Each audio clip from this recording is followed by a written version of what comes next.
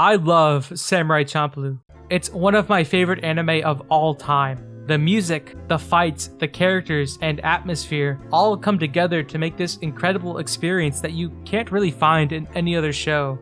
Most people already know and love this series. It's a classic that I've even made a video on before. But one thing that may surprise some people is that Samurai Champloo actually had its own manga series.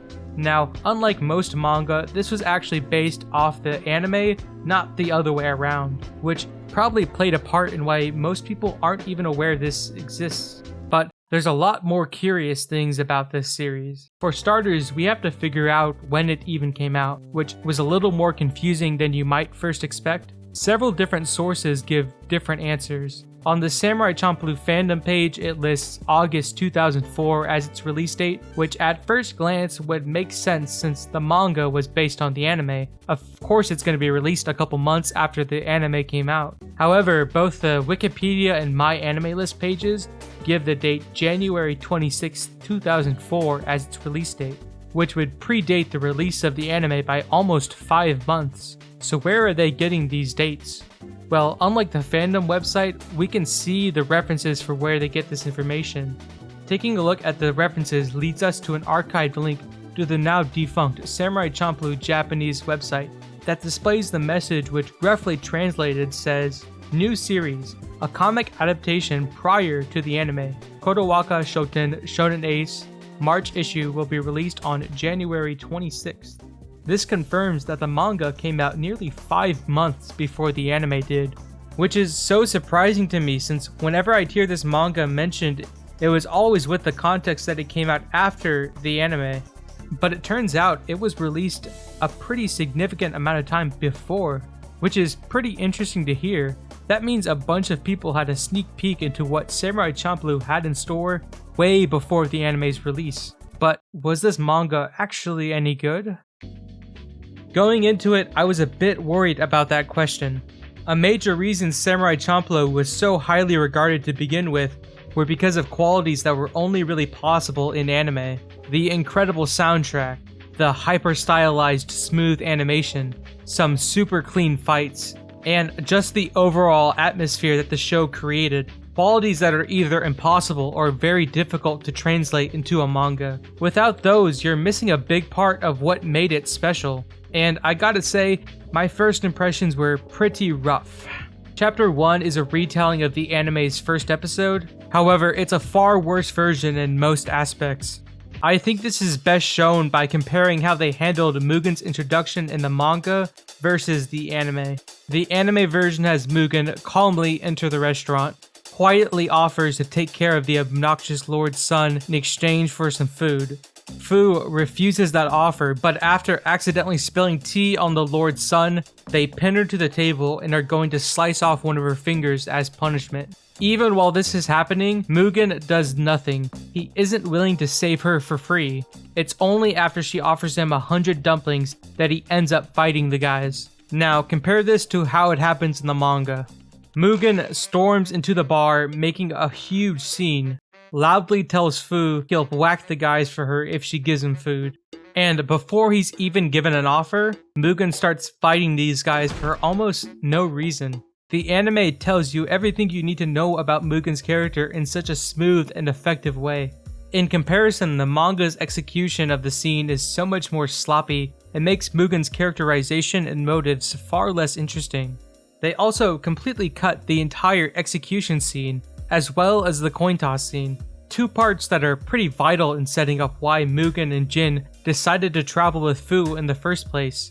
And without those here, the 2 of them just sort of agree to do it without much of a reason. Fu never saved them from being executed or won the coin toss.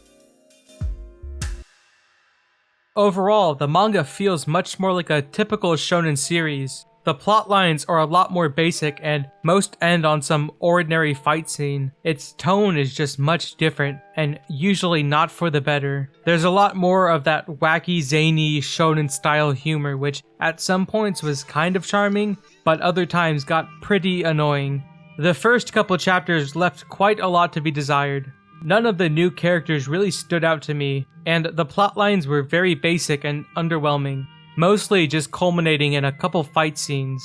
And while the actual art direction of these fights weren't bad, story-wise they didn't have much of an impact. But once chapter 4 came around, I was pleasantly surprised. It was without a doubt my favorite chapter here. It introduces the Shogun of Japan, a man who wants to fix the world by stopping bad and corrupt people. He does this not by using the power and political influence that he has by virtue of being the literal shogun, but instead by going town to town and attacking whoever he deems to be a bad person. This alone is a pretty ridiculous idea for a character, but it gets much stranger. He goes on to befriend Mugen, and they go on a little bender around town together. But because Mugen is a wanted criminal, the Shogun's guards decide they have to get rid of him without the Shogun noticing, as not to anger him. This results in them doing a bunch of wacky traps and other stuff to try and catch him, which all culminates in one of the guards accidentally killing the Shogun. It was a completely unexpected ending to what was a very goofy chapter. I was genuinely shocked when this happened. It's not even taken that seriously here either. It was a pretty ridiculous and fun way to end the chapter. If every other chapter were like this, I would have loved this manga, but unfortunately they are not. After this, nothing really happens in chapter 5. There's practically no conflict here. It could have been a really boring chapter, but honestly I kind of liked the low stakes story with a focus on these nice little character interactions. It was a chill little breather from the rest of the story. Chapters 6 and 7 have a pretty fun antagonist with some neat action scenes as well. Nothing incredible, but not a bad story. Then there's chapter 8, which felt oddly brief, with a story that really only ends up being a single chase scene and a fight at the end. But there was something about how the characters and ending were handled in this one that made this one of my favorite chapters. I can't put my finger on exactly why I felt this way. It was a short little story that felt pretty satisfying. However, this is the last positive thing I have to say about this series, because nothing could have prepared me for the final 2 chapters. Chapters 9 and 10 are easily the most egregious part of this manga. They are bizarre and frankly bad. It introduces a group of what I guess are demon guys that have been kidnapping beautiful women throughout the city. It's revealed that they're working for the local lord, who is using the women's body parts to create a recreation of his dead daughter so that he can have a necromancer bring her back to life, and somehow they actually do revive her and she ends up becoming a man-eating zombie that Mugen and Jin have to fight. Now, does any of this sound like something you should be seeing in Samurai Champloo?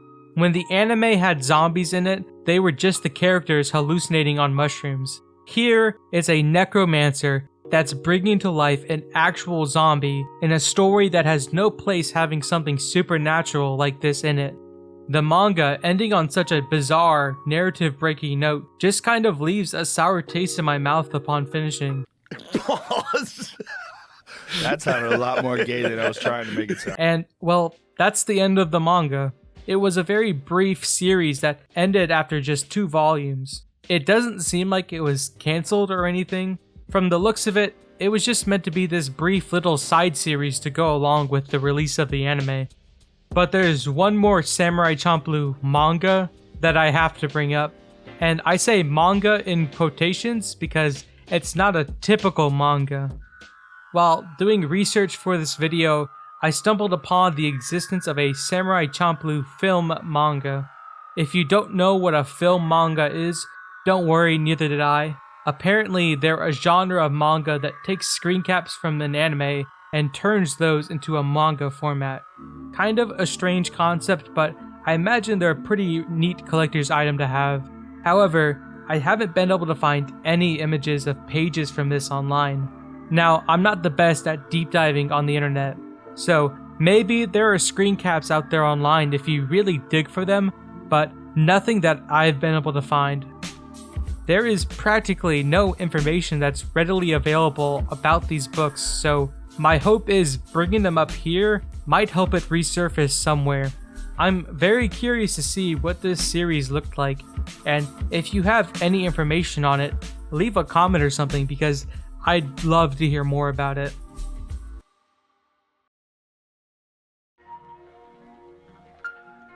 And that's really about it for the Samurai Champloo manga.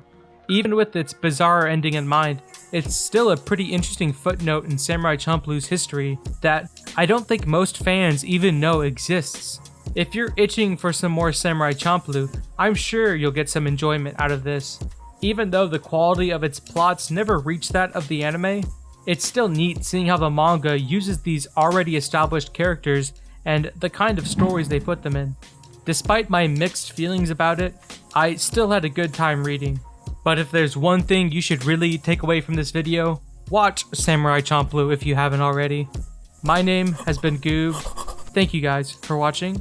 I'll see you all next time.